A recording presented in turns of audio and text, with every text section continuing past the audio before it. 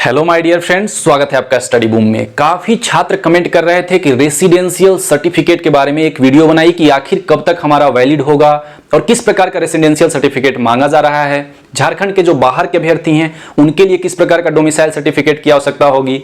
तो इस विषय पर हम लोग बिल्कुल सिलसिलेवार तरीके से बात करने वाले हैं। आपके काफी डाउट्स क्लियर हो जाएंगे।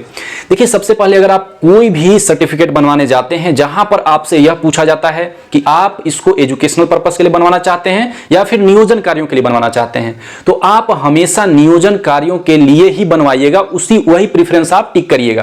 क्योंकि अगर आप एजुकेशनल पर्पस वाला अगर आप बनवा लीजिएगा तो वो सिर्फ एजुकेशन में ही काम आएगा, आप नियोजन में कहीं नहीं लगा सकते हैं। लेकिन नियोजन वाला अगर आपने बनवा लिया प्रमाण पत्र तो वो एजुकेशन में भी काम देगा और नियोजन में भी काम देगा। ठीक है, गवर्नमेंट कोई भी जॉब के लिए आप अप्लाई करते हैं तो। अब हम लोग आते हैं स्थानीय निवास प्रमाण पत्र किस प्रकार का वैलिड रहेगा उस पर। आपको इधर दिख रहा होगा, ये मैंने आपके एडवर्टाइजमेंट से ही ये स्क्रीनशॉट लिया हुआ है, लेकिन इसको मैं इस प्रकार से डायग्राम की मदद से समझाने का प्रयास कर रहा हूं। सबसे पहले जो इसमें है आपको ग नंबर देखना है। ग नंबर जब आप पढ़िएगा कॉलम, तो ग में आपका लिखा हुआ है कि 2/6/2016 से पूर्व चाहे आपका अंचल अधिकारी से हो प्रमाण पत्र निर्गत हुआ हो, चाहे आपका एसडीओ लेवल से हो, अनुमंडल पदाधिकारी से, या फिर उपायुक्त लेवल यानी डीसी लेवल या डीएम लेवल से हो, किसी भी लेवल से आपका स्थानीय निवास प्रमाण पत्र बना हो मान्य नहीं होगा 2016 से पूर्व।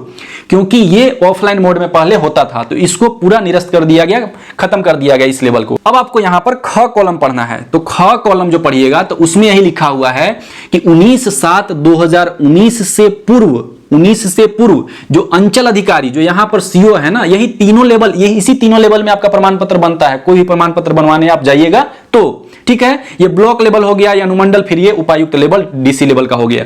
तो 19/7/2019 से पूर्व अगर आपका सीओ लेवल यानी अंचल पदाधिकारी से अगर आपका बना हुआ है तो वह मान्य नहीं होगा। यह आपका ख जो कॉलम है इसमें आपको दिख रहा होगा। ठीक है, अब आप पढ़िए क कॉलम को। अब पढ़िए क कॉलम को, मतलब सिलसिलेवार जैसे लिखा हुआ है ना, क ख ग, हम लोग नीचे से ग ख क ऐसे पढ़ेंगे तब समझ में आएगा।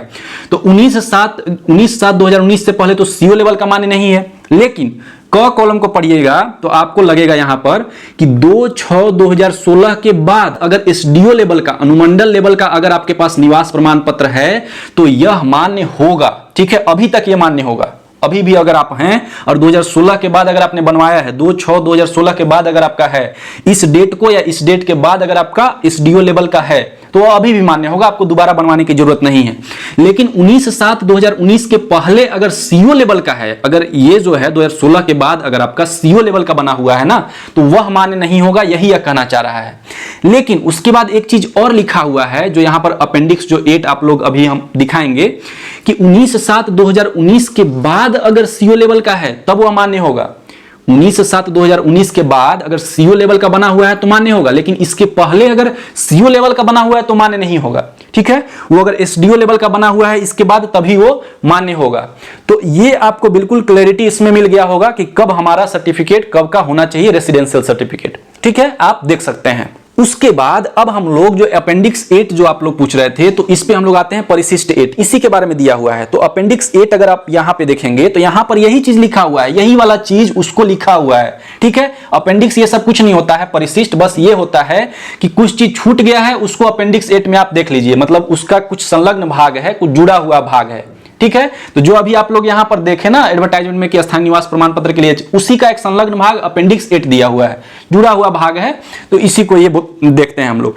तो अपेंडिक्स 8 में कुछ नहीं है, यही चीज दिया हुआ है कि अंचलाधिकारी द्वारा दिनांक 19/7/2019 अथवा इसके बाद के तिथि में निर्गत जो प्रमाण पत्र है स्थानीय निवास प्रमाण पत्र वो मान्य होगा। और जो आप लोग फॉर्मेट के बारे में पूछ रहे थे, फॉर्मेट सिर्फ यही दिया हुआ है कि आपका अगर यहां पर पढ़िएगा तो प्रमाणित किया जाता है कि श्री, श्रीमती, सुश्री, आपका नाम हो गया, उसमें नाम के बाद पिता या पति का नाम होना चाहिए। जैसे फिर से आप जो पुराना वाला था उसको आप फिर से देखिए तो यहां पर आप देखेंगे कि इसमें च नंबर कॉलम को पढ़िए।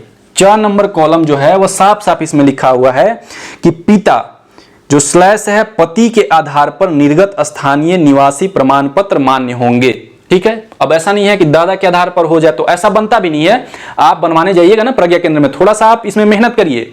प्रज्ञा केंद्र में आप बनवाने जाइएगा, आपका ऑलरेडी बना हुआ होगा, ऐसा नहीं है। बस ये कंफ्यूजन होगा, ये वही मैं दूर करना चाहता हूं, क्योंकि आप लोग कमेंट करके पूछ रहे थे, इसीलिए मैं सोच रहा हूं कि आपका कंफ्यूजन दूर हो जाए। तो पिता और पति के आधार पर जो निर्गत स्थानीय निवासी प्रमाण पत्र है वही आपका मान्य होगा। और उसमें यह भी लिखा हुआ है कि अगर पति के आधार पर निर्गत स्थानीय निवासी प्रमाण पत्र एवं अन्य प्रमाण पत्रों में अभ्यर्थी का नाम भिन्न होने पर प्रमाण पत्रों की जांच के दौरान इस संबंध में शपथ पत्र समर्पित करना अनिवार्य होगा। होता है ना, जो पति के आधार पर अगर निवास प्रमाण पत्र अगर बनता है तो उसमें कुछ टाइटल वगैरह, इसमें तो नाम लिखा हुआ है लेकिन जनरली टाइटल वगैरह चेंज हो जाता है, तो ऐसे स्थिति में जो एफिडेविट वगैरह वहां पर चल सकता है, यही इसमें बताया गया है।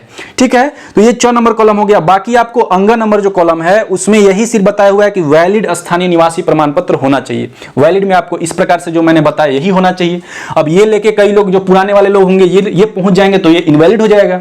तो यही बस वैलिड डॉक्यूमेंट खोज रहा है कि ऐसा ना हो कि आप इससे पहले पहुंच जाइए लेके किसी का लेके और 2019 से पहले सीओ लेवल का पहुंच जाइए। तो आप ऐसा मत करिएगा। इस प्रकार से जो मैंने बताया है ऐसे ही आप लोगों के पास बना हुआ होना चाहिए, नहीं है तो आप बनवा भी सकते हैं। अब हम लोग बात करें, कई जो झारखंड के बाहर के जो अभ्यर्थी हैं वो पूछ रहे थे कि हमारा रेसिडेंशियल सर्टिफिकेट क्या है। ये झारखंड के निवासियों के लिए इस प्रकार का दिया हुआ है कि इससे पहले इसके बाद में, ये सिर्फ झारखंड के निवासियों के लिए जो यहाँ के आरक्षण के जो पात्र होंगे ना अभ्यर्थी लोग, या जो जनरल कैटेगरी के भी होंगे, तो उनके लिए ये सारा चीज दिया हुआ है। ठीक है, जो बाहर के अभ्यर्थी हैं वो कहीं ना कहीं किसी स्टेट से तो बिलोंग करते हैं ना, वो अपने स्टेट में, ऐसा तो नहीं है कि उनका निवास प्रमाण पत्र नहीं होगा, वो अपने स्टेट में भी फॉर्म भरते होंगे। ठीक है, तो उनके पास जो भी रेसिडेंशियल सर्टिफिकेट होगा वही अपने पास रखिएगा डॉक्यूमेंट वेरिफिकेशन के समय। ठीक है, बाकी आपको अन्य ये सब चीज जानने का जरूरत नहीं है। ये सिर्फ झारखंड के जो स्थानीय निवासी हैं उनके लिए ये सारा फॉर्मेट वगैरह दिया हुआ है। आशा करते हैं फ्रेंड्स कि इससे संबंधित आपका काफी डाउट क्लियर हुआ होगा। धन्यवाद, मिलते हैं हम लोग अगले वीडियो में।